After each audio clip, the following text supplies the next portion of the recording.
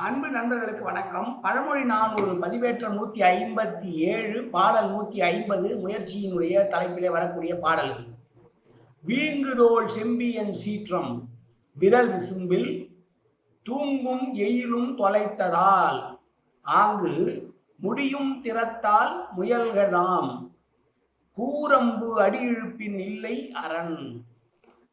பருத்த தோளை உடையவனாம் சோழராஜன்.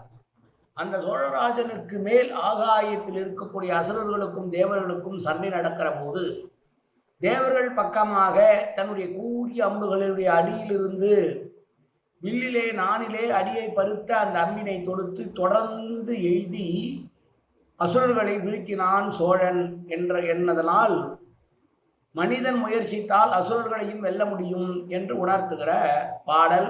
அசுரர்கள் என்று சொல்வது தம்மை விட பலம் மிகுந்தவர்களாக இருப்பார்கள் இருந்தாலும் அவர்களையும் வெல்லுவதற்கு திறன் இருந்தால் முயற்சி இருந்தால் முடியும் என்று சொல்கிறார். அதற்கு என்ன சொல்கிறார்? கூர்மையான அம்பு, ஆனால் அந்த அம்பினுடைய அடியானது பருத்திருக்கும். அதை நானிலே போட்டு இழுத்து விடுகிற போது எதிரிலே எவ்வளவு பெரிய அரண்கள் இருந்தாலும் அதை தகர்க்க முடியும். முயற்சியோடு வெற்றி பெற வேண்டும் என்ற நோக்கத்தோடு செய்யப்படுகிற செயலானது வெற்றியை தரும் என்று உணர்த்துகிற பாடல். நம்மால் முடிந்த அளவு முயற்சி செய்தால் முடியாத காரியம் ஒன்றும் இல்லை.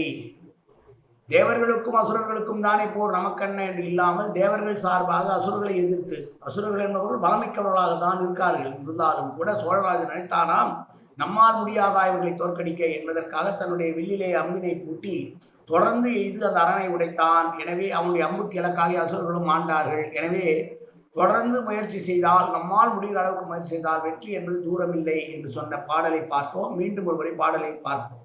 வீங்குதோள் செம்பியன் சீற்றம் விரல் விசும்பில் தூங்கும் எயிலும் தொலைத்ததால் ஆங்கு முடியும் திறத்தால் முயல்கதாம் கூரம்பு அடி இழுப்பின் இல்லை அரண். நன்றி, வணக்கம்.